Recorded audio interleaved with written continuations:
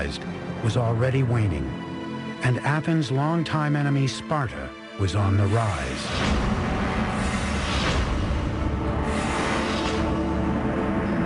Once Athens had established this great alliance system, or as some people put it, this Athenian empire, and arguably that's what it became, the Spartans began more and more to look askance, as it were, at the Athenians, and eventually, by the 430s, to feel threatened by the Athenians. In 431 BC, Sparta moved on Athens. For 2 long years, Athens held out against the Spartan siege. But Pericles' shining city was about to come under attack by an invisible enemy.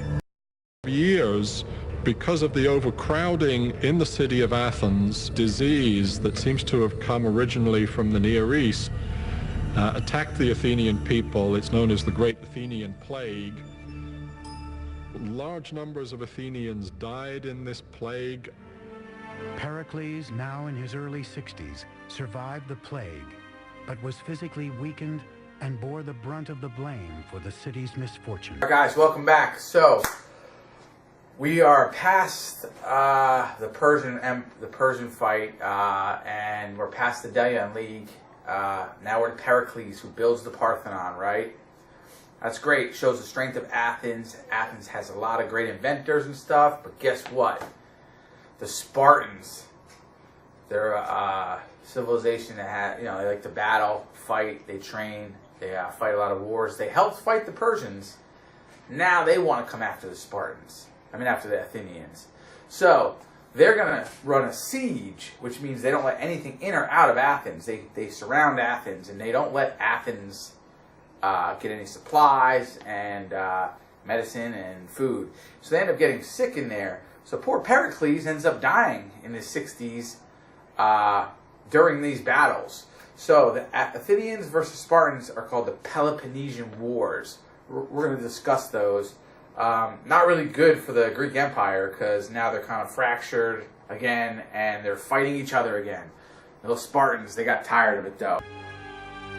In 429, with plague and war overshadowing his beloved city, Pericles died.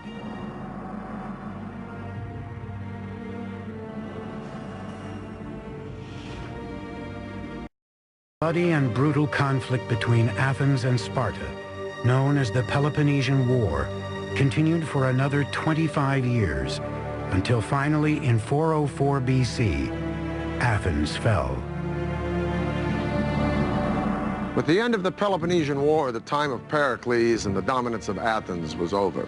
Great marvels of Greek culture and Greek engineering would live on. And the irony was that the two men, the two purveyors of the fantastic legacy of classical age of Athens, were not Athenians at all. The names of these two men would be synonymous not only with conquest, but with Hellenism, the spreading of the Greek ideal of culture and value throughout the world, right on up to our own modern day.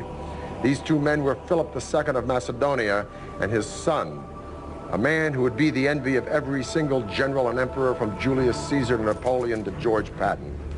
A man who would traverse most of his known world in his short 33 years, that student of Aristotle and self-proclaimed God, Alexander the Great.